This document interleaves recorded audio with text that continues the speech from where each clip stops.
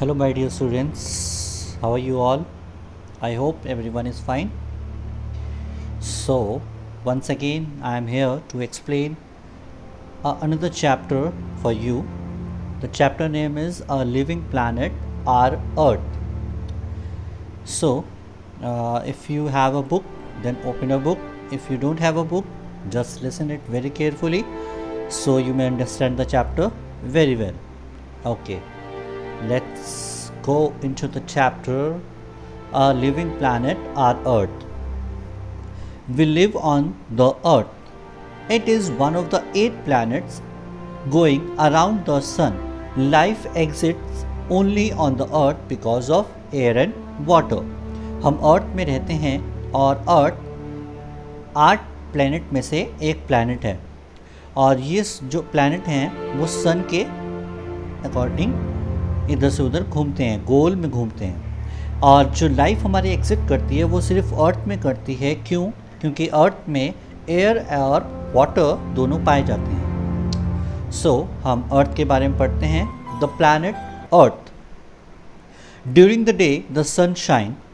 दिन के समय में सूरज अपनी रोशनी देता है, सूरज चमकता है। At night we see the moon and the stars. और रात में हम चंद्रमा को और स्टार्स को, सितारों को देखते हैं।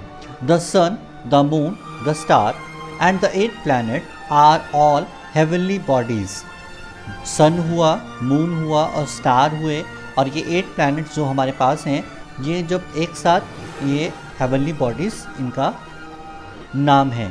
Together they are form the solar system. जब ये एक साथ मिल जाते हैं तो इसको सोलर सिस्टम कहते हैं। The earth surface is made up of 2 parts. अब हम सरफेस के बारे में पढ़ते हैं। अर्थ के सरफेस के बारे में हम जब पढ़ते हैं तो अर्थ का जो सरफेस है वो 2 पार्ट्स में बटा हुआ है। About 3/4 area of the earth is water. जो 2-3 पार्ट है वो वाटर है। And 1/4 area is land. और 1/4 एरिया भूमि है, मतलब लैंड है। Water is present in lakes. Water कहाँ कहाँ प्रेजेंट है, मतलब कहाँ कहाँ हमें पानी मिलता है? लेक्स में, रिवर में, सीज में एंड ओशंस में। The earth is called the blue planet as it is large area is covered with in water due to which it look blue from space. Earth जो है blue planet के नाम से भी जाना जाता है क्योंकि अर्थ में ज़्यादा एरिया में क्या है? वाटर है, इसीलिए ये ऊपर से क्या ब्लू हमें दिखाई देता है। If we look out far standing on a high place we see the sky meeting the land. जब हम बहुत दूर खड़े होते हैं और देखते हैं बहुत दूर से तो हमें ऐसा लगता है कि जैसे स्काई और जो लैंड है वो मिले हुए हैं। This meeting place is called the horizon. और उस मीटिंग प्लेस को क्या कहते हैं? Horizon. Actually the sky and the land never meet, they just seem to. Actually में स्काई और लैंड कभी मिले हुए नहीं हैं, ये सिर्फ दिखते हैं। ओके, हम आगे चलते हैं। द शेप ऑफ द अर्थ। अब शेप पढ़ते हैं, कैसा हमारा अर्थ का शेप है। Earlier people thought that the earth was flat and they would fall off its edges. Earlier के जो पहले के जो ज़माने के लोग थे वो उन्होंने ये माना था कि अर्थ जो है वो फ्लैट है। इफ़ दे वेंट फार, जब वो आगे गए, in 1519 a Portuguese sailor Ferdinand Magellan started from Spain with 5 ships sailing westward. After 3 years, one of the ships reached the same place where they had started. They proved that the earth is round. तो क्या हुआ?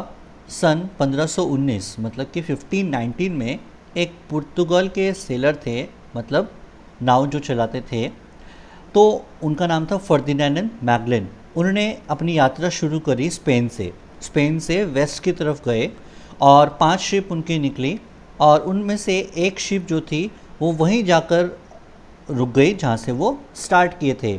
तो इससे उनको पता चला कि अर्थ क्या है? राउंड है।